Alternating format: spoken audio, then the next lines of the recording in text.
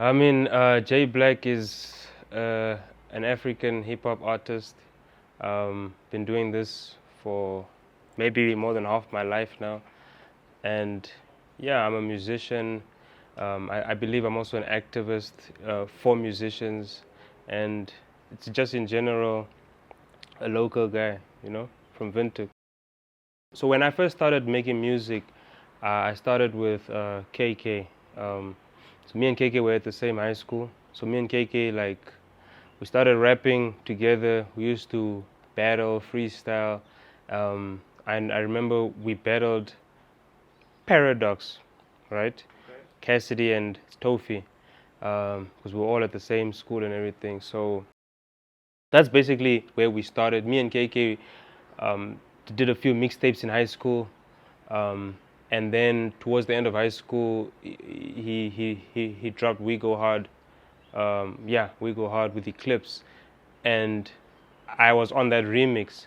And I guess when that remix hit the airwaves, that's when like a lot of people now started talking about JBlack. But I was actually there from the start. Me and KK started for pretty much the same time. So you guys basically started in high school? Yeah, we started in high school. This is it's a long time ago, man. This is when 2010, around there we started. 2010, 2009. Yeah, on the remix is when I got that, you know, like national attention. Because before that it was only like people at my high school and just the urban kids that were like really talking about me, because we were only freestyling at parties and stuff like that. So when that remix went on radio, that's when people started knowing that, oh, so you're also an artist and stuff like that. I mean, it was crazy. Obviously, fame back then was different to fame today, because there was like Instagram wasn't a thing, Twitter wasn't a thing, so people taking selfies with you wasn't a thing. I remember at that time we used to sign autographs and stuff like that, for sign girls' diaries and stuff like that. So that's basically how the attention was. And back then, even groupies was way different to how it is right now, because back then girls would literally sneak into our car and arrive at the house with you, you know, type of thing. So yeah, back then it was way I'd say it was much more fun. It was way more fun, that's guaranteed. Today's fame has a lot to do with the internet, you know. So if you're not famous on the internet, you can't necessarily enjoy the fruits of fame. Okay. Yeah. Oh, see, me, I didn't sleep on myself. So when the We Go Hard remix came out, I recorded a song, Addicted, with Lil D. Shot the music video. We dropped that, Okopa. I don't know if you guys remember, back then there was the Yo music video countdown. My video was #1 on the charts for 15 weeks, right? So not on the charts for 15 weeks, #1 for 15 weeks. So just imagine the impact. The whole country is seeing your video every week for 15 weeks at #1. So obviously, like, after that dropped, I dropped my album, My Time. 2012, I dropped my album, My Time. My Talent Is My Everything. It was an acronym. So after that, I just ran with it. Like, they gave, like, the We Go Hard remix, it gave me a little bit of a buzz, but then I just ran with it and started performing all over the country. Yeah, it's the golden era of Namibian hip hop now. That you were doing something like that? No, because at the time, we were just in the moment, so we were just having fun. All we could do is we couldn't wait for the next weekend, for the next event, for the next show. I'll tell you right now, everything we did in that time is a blur, because everything was happening so fast, and a lot of things was happening, and honestly, all of it is a blur. Except when people start talking about events like that, then you start remembering. But most of it is a blur. You don't remember much. No, we actively tried to maintain it, and I believe we did for 6-7 years, because after I dropped my album, I remember, I believe KK dropped another album, and then I believe DJ dropped Favorite Rapper album, and then MC Ray was dropping mixtapes, and Tesh was dropping Magnifico, and Maps was dropping on the other side. There was so much hip hop coming from all angles that the culture was never stagnant at any point in time, because it was just non-stop, and everybody was hopping on everybody's remix, so everybody was kind of carrying each other also. For example, if you had a quiet year in 2012, all you had to do was just be on the Corner remix or City on My Chest, and you had a great year just from a verse. From a verse, Yeah, so that's how crazy it was back then. Okay. So, were you there when Corner was being made? Speaking of Corner? Yeah. No, I was not there when Corner was made. I was there when Corner remix was made. Okay. Yeah, I was there when Corner remix was made. Okay, how was that experience for you? I mean, it was dope, because obviously I wanted to be on Corner remix, right? Who was on Corner remix? KK, Catty Cat, Lil D. Yeah, those guys were on the remix. So obviously I wanted to be on the remix. Yeah. But then I don't know what happened, but I think the beat only had certain verses on it. But I was in the studio session and everything. I was a part of that moment, and even Cheese doing his intro, I was literally there. I remember him writing the intro and everything. So I was a part of that moment. Another big song, right? Era. Yes, you DJ Bethel. You were on that song. No. I'm not on Era. Era is DJ and Bethel, yeah. Yes, this is DJ and Bethel. Were you aware of what was going on around that time? Era is around the time of. Okay, Eclipse was definitely alive around the time of Era, and I won't lie, that was a bit before me, because DJ is also before me. Yes. And so that was maybe like Era probably dropped 3 years before We Go Hard did of KK. So there was a bit of that big time there, there was a time frame there. Okay. I didn't even know Eclipse when Era came out. Okay. I didn't even know DJ or Bethel. But did you guys become friends with Eclipse at some point? Me and DJ became very good friends, but that's a bit after Era. Yeah. Okay, so now tell us, because now you came from this high, you guys are doing well, the album is out, the songs are playing well. How did JBlack the Villain, how did that begin? Yeah, you see, that's a good question, because how did it begin? All I know is I was just minding my business, but I think the problem started when I opened my Facebook account. I was first JBlack Best Rapper. That was my Facebook name, right? Yeah. And then I think a month later, KK opened a Facebook account, and he was Kadeen Illest Rapper, right? This was even before we knew of KP Illest. Yes. I think KP was just going by KP at the time. I'm not just saying he got the Illest from Kadeen's Facebook account, but I didn't know of KP Illest before that. So Kadeen's name was Illest. And then the DJ opens a Facebook account, his name is Favorite Rapper. And then that's how everything started, and everybody's like, okay, Favorite Rapper is cool, Illest Rapper is cool, but this guy says he's the best rapper. So why is he saying that? And obviously rappers kept poking at me, maybe for me to prove that I'm the best or something like that. But I remember it started on Facebook. I think when I changed my name to Best Rapper, it just started like a whole wildfire. Okay.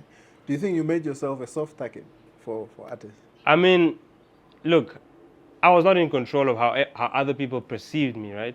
Because in real life, in the real world, people, my peers, people my age mates, people around me, 3 years older, 3 years younger, whatever, they would never disrespect me in real life, because they know we used to get busy. Like we was like that.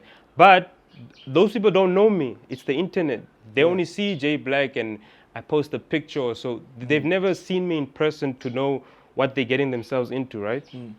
So I never minded that the fact that people thought I'm an easy target and they started dissing me, whatever. I was always like, okay, it's whatever. So I don't think I made myself an easy target, but I think I became an easy target because I was the most accessible. I was on social media the most. Yeah. I was, if someone wrote a post about me, I'd be tagged in it and I'd make another post about them. Okay. So in that sense, I was easy to beef with because I would give them the energy Yeah. that they needed for the beef. So maybe that's what made me an easy target. Okay. Other than the rappers that came up after you, right? That were dissing you and so forth. Do you believe you have gotten the same amount of respect that your peers did that came out around that time? Now, why do you think so? Yeah, that's probably a good question. But I think I have received maybe the respect I deserved to a certain extent. I think I deserved more also. But I also feel like I got respect, which a lot of rappers, my peers, did not get. So I don't want to be too, I don't know what the word is now, but I don't want to be greedy, so to Yeah. say, because I did get my flowers, you know. Yeah. But obviously anybody can be appreciated more, and I feel like I could have been appreciated more, especially when you think about I was at the forefront. I wasn't at the forefront, but I was part of the golden generation. Yes. And I played a major impact in that generation. Yeah. So yeah, every big rapper, Paradox, DJ, KK, I was on all their albums every time they were dropping albums. So I was a part of that movement. So I feel like, yeah, I deserve probably more props, but I'm also thankful for the props that I did get. Okay. Speaking of you being on other artists' projects, do you think you kind of gotten a reputation of being the guy who's always on a feature and not being the guy? That's true. There was a time where dudes were just calling me for features. Yeah. That's it. Yo, can you come drop a verse? Yo, can you come drop a verse? And it was so weird because I was killing all the verses and every feature, Yeah. killing everybody on their own shit, like no cap. But they were still calling me like, yo, can you come drop a verse? Can you come drop a verse? And I was just doing it because at the time, look, you must understand, we also grew up in the era where we watched Lil Wayne do this thing Yeah. and go on a run like that. So we was inspired. And every time a rapper called me to do a feature, I was like, damn, that's actually more props than fans on the street saying, yo, I liked what you did. If another rapper says, yo, I want to rap with you, I think for me that's even bigger because it just shows he's willing to even put his ego aside and step on a song with you because he admires your art that much. So I always appreciated it, but it came a point where I wanted to stop doing features, and then came the whole charging 5,000 for a feature thing. Yeah. Then that created more beef. More beef. Okay. Like, why would you charge 5,000 for a feature? But I just wanted to price myself out of being featured. Okay. Did you ever get paid for? I got paid for one feature even more than 5K. Okay. So I did get paid more than 5K for a feature, but that only happened once. And I honestly, at the time, also didn't want to do features. So I was also like, it's cool, it's whatever. Okay. I wanted my name to also, die down a bit. Because a lot of people think when artists go quiet, most of the time, obviously in hip hop we say you fell off, right? Yeah. But most of my quiet times was on purpose. I wanted to just go quiet because I was tired of you're the feature guy. Yeah. So I was like, no, let me just disappear for a bit and be low key, and then when I come back, I just do my own stuff again. Okay. So that's pretty much what happened. Okay. No, that's great. So going back to your beefs. Yeah. Right now, you were first the feature guy, and then you became the beef guy. Right? Yes. So being the beef guy, right? You had a lot of feuds with different artists. What percentage do you think of those feuds are a fault of yours, and what percentage do you think is? Nah, man. All the beefs are not my fault, bro. Because I didn't antagonize anybody. I didn't poke anybody. If I did, maybe I can't recall. But most of the beefs was never like I didn't start these beefs.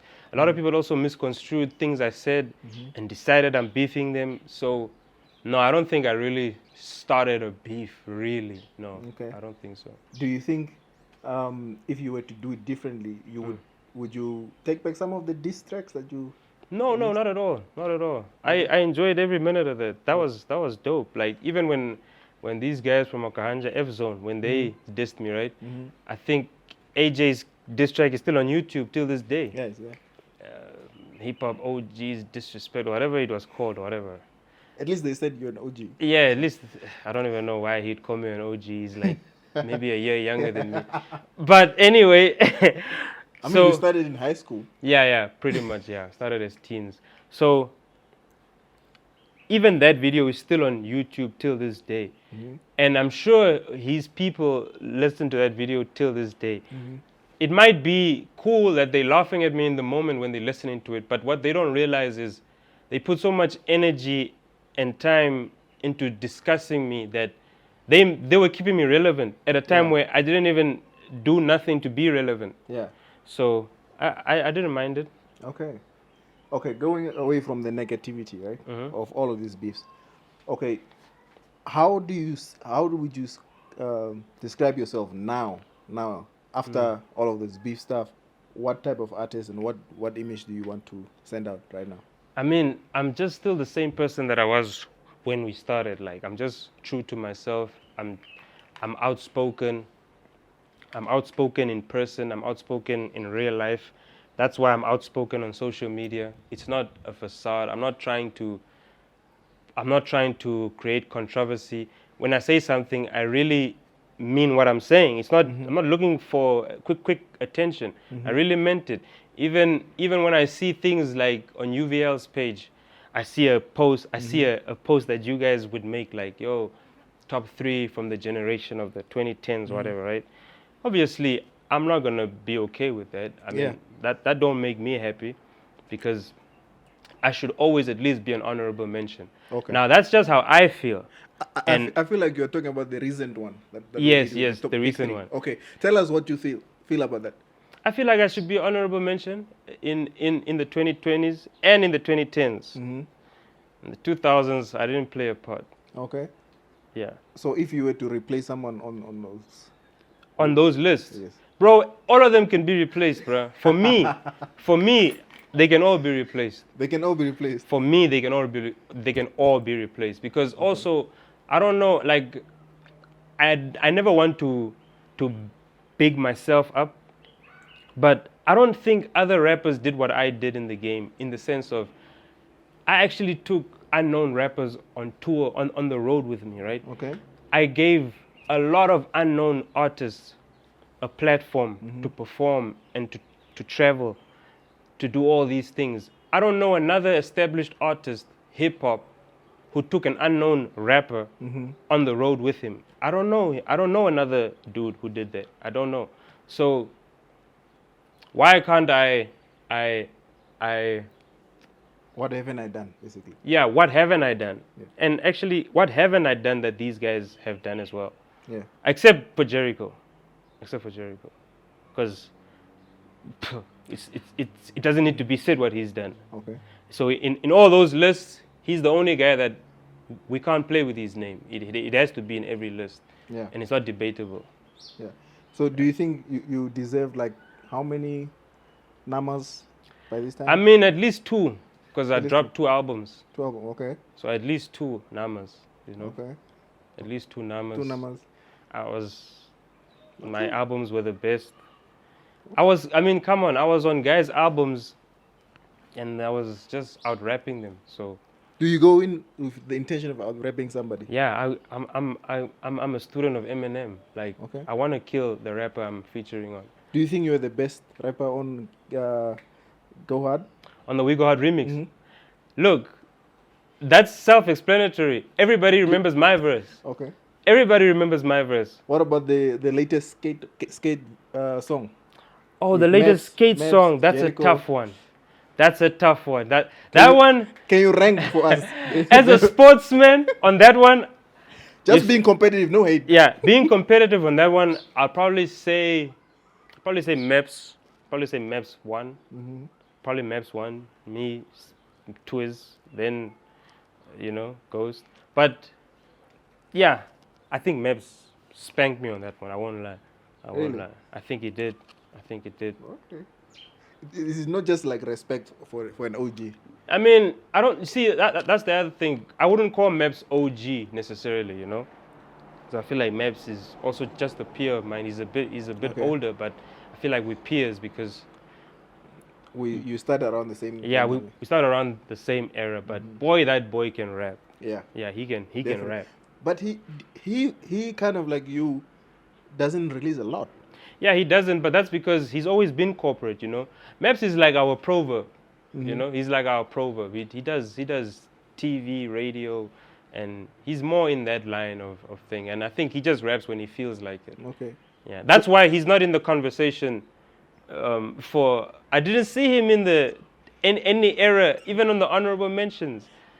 I guess that's the thing, because you when you put out this type of post, right? Which is why we try to stay away from list, by the way. Yeah. Because there is so much to say. Eras are so different. Yeah, they are. Because one thing about eras is nostalgia can be deceiving. It can. Because you can think, okay, this guy was the best, but that's just nostalgia speaking. Or one song. Or one song, right? Yeah.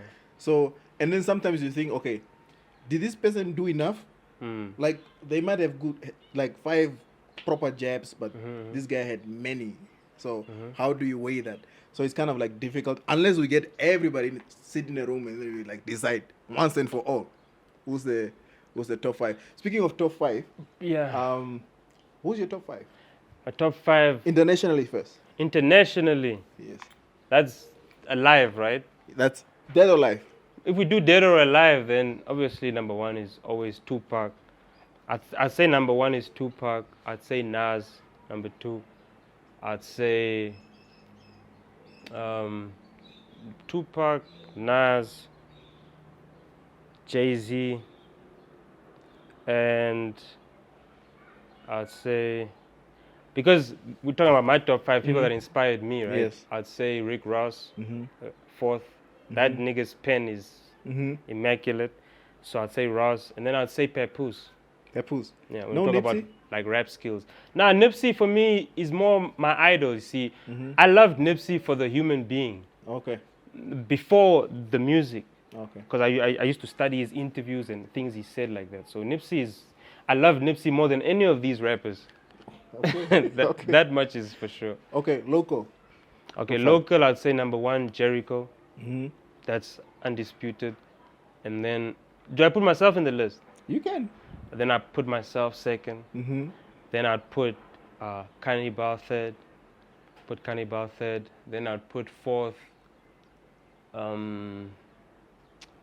4th, I'd put. Shoot, there's a lot of dope MCs. But 4th, I'm gonna put KK. Mm-hmm. And 5. I'm gonna put. 5, I'm gonna give it to Mark. To Mark. Okay. Yeah, Is that in from best to Yeah, it's from best to least? the least. Least best. So that's why Jericho, me, Cannibal, KK, Mark. Okay. Yeah, that's a solid list. Okay, that's definitely a solid list. But someone will get angry about that list. I mean, they can get angry. It's my opinion. And also, when they want to challenge my opinion, any of the 5 on my list, I don't think they can mention a guy outside who can do better choruses than Cannibal. I don't think they can mention a guy outside who can drop better conscious raps than Mark. I don't think they can do a more commercial song better than KK. And I don't think they have the full package like Jericho. So they can have their opinion. Okay, so we're almost done, but just some fire stuff. Before we continue with the list and stuff, and who your best producers are, because you have been around from the golden generation and you've been here, you have seen a lot of careers go up, careers go down. Yeah. You've seen hit songs, guys being having a hot minute of like fame and then going away. How do you feel about artists now blowing up? Is it easier to blow up now than it was back then? Is there a formula to blowing up back then that doesn't work anymore? And what advice would you give a young artist that's starting out now? I mean, back then it was easier to blow up. Also, on that question, I think one of the biggest reasons I insist I'm an honorable mention on the 2010s is because from the rappers who started with us, let's say from 2010 till now, there's a handful who are still dropping music right now, still relevant right now. I can count them. In 2010, we were so many. Yes. Guys like Stitch, like retired. Guys like there was Sean K. There used to be MC Ray. There used to be DVD. There used to be Young Nams. There used to be Gene Michael. There used to be so many rappers when we were rapping, and I'm still rapping.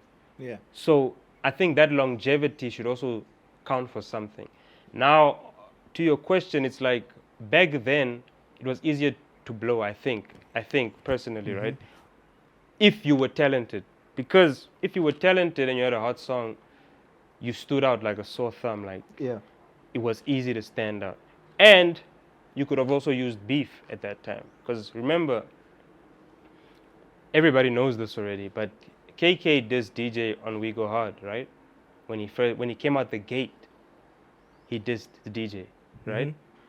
So for him to diss DJ on his first record, it's a no wonder he blew, because DJ was the biggest hip hop artist at the time as well, right? Yeah. So that was like 2009 to 2010. So obviously, if you beef the biggest artist at the time, he is gonna have haters who are gonna side with anybody that wants to tear him down.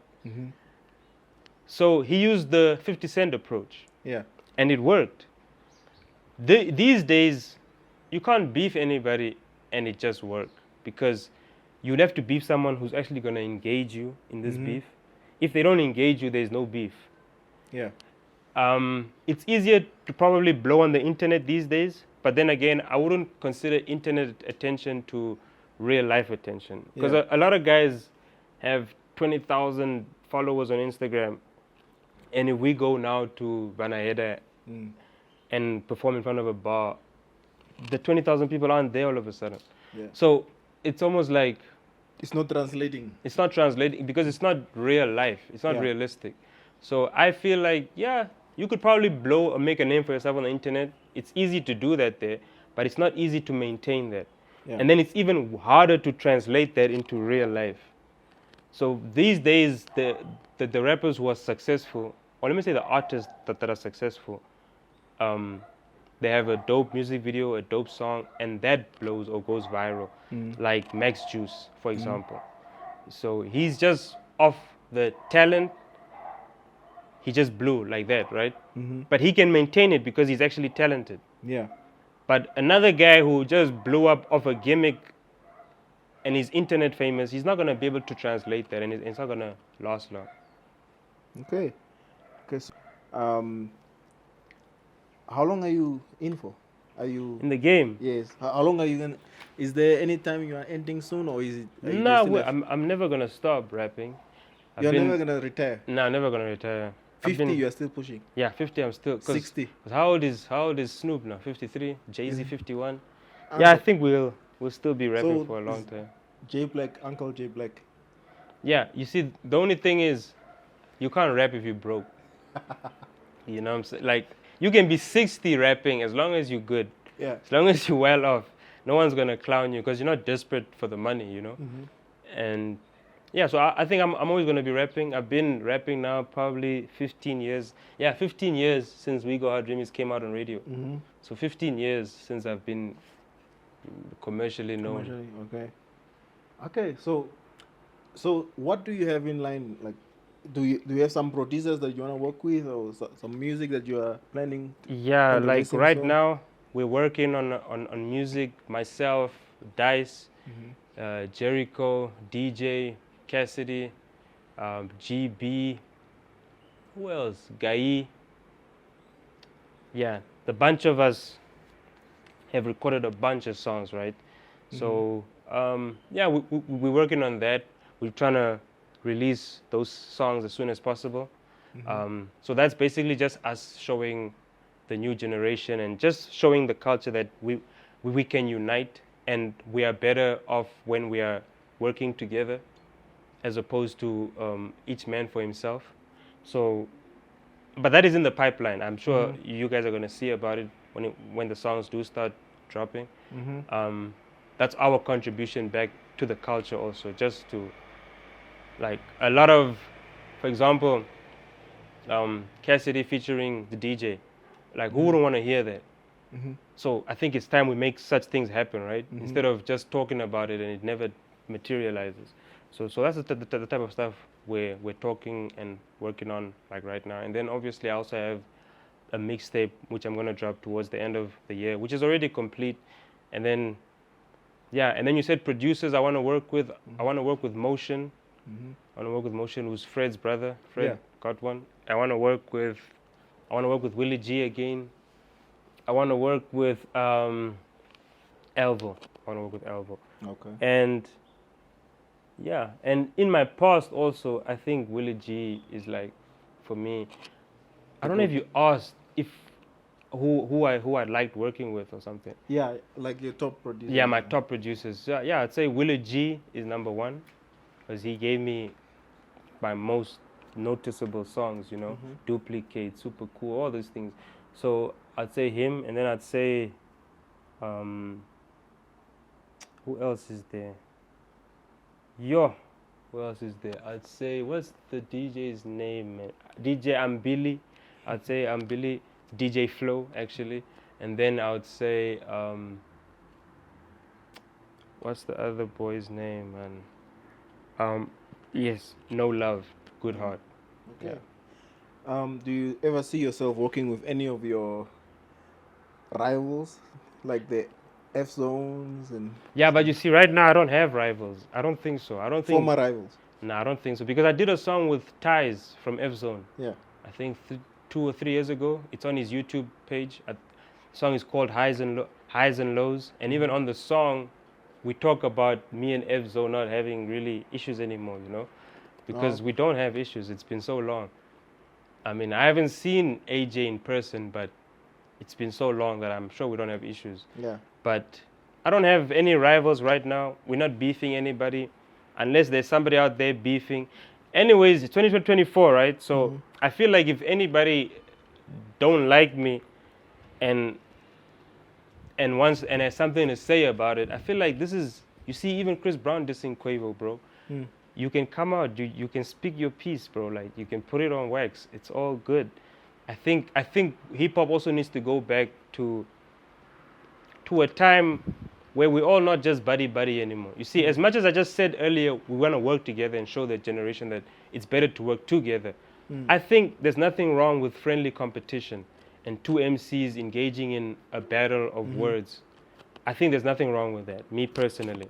And I would invite any rapper who has stuff to say to come at you. To get it off their chest, man, because okay.